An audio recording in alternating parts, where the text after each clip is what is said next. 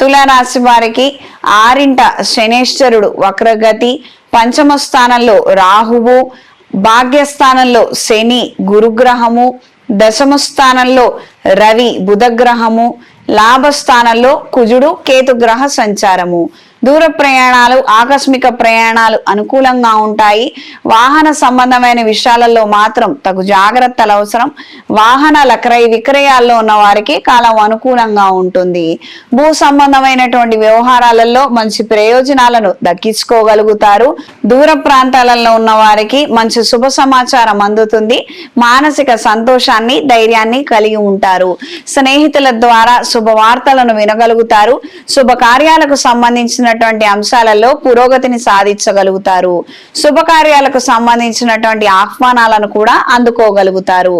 ఆరోగ్యం కాస్తంత సహకరిస్తే మరికొన్ని పనులను చక్కబెట్టగలుగుతాము, మరింత బాగుంటుంది కదా అన్న ఆలోచనలే ఎక్కువగా ఏర్పడతాయి.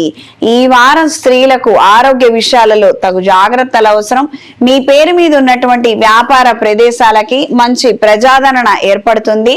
ఫంక్షన్స్ హాల్స్ నడిపే వారికి, టెంట్ హౌస్ నడిపే వారికి కాలం అనుకూలంగా ఉంటుంది. ఫుడ్, క్యాటరింగ్, స్వీట్ షాపులు నడిపే వారికి కాలం అనుకూలంగా ఉంటుంది. మంచి ఆర్డర్లను కూడా అందుకోగలుగుతారు. కళా సాంస్కృతిక రంగాల్లో ఉన్న వారికి కాలం కలిసి వస్తుంది.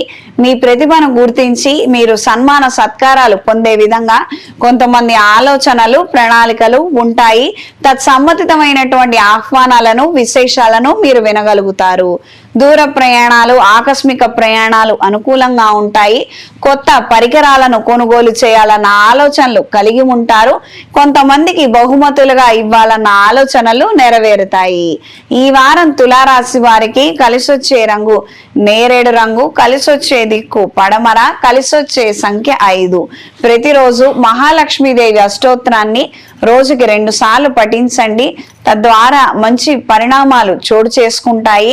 అంటే వ్యాపారంలో మంచి అవకాశాలు రావడము, వృత్తిరీత్యా మంచి అవకాశాలు రావడము, ధనాదాయం పెరగడానికి ఇది ఎంతగానో ఉపయోగపడుతుంది. ఆర్థిక పరిస్థితులు మరీ బాలేవు, రుణ సంబంధమైన అంశాలు మరీ ఇబ్బందులు పెడుతున్నాయి అనుకున్నప్పుడు ఈ శ్రావణ మాసంలో కుబేర పాశుపత హోమాన్ని జరిపించండి. ధనాదాయం పెరుగుతుంది. రుణ సమస్యల నుంచి బయటపడగలుగుతారు. చేతికి కుబేర కంకణాన్ని ధరించండి. లక్ష్మీ తామర ఒత్తులతో, లక్ష్మీ ప్రమిదలతో దీపారాధన చెయ్యండి.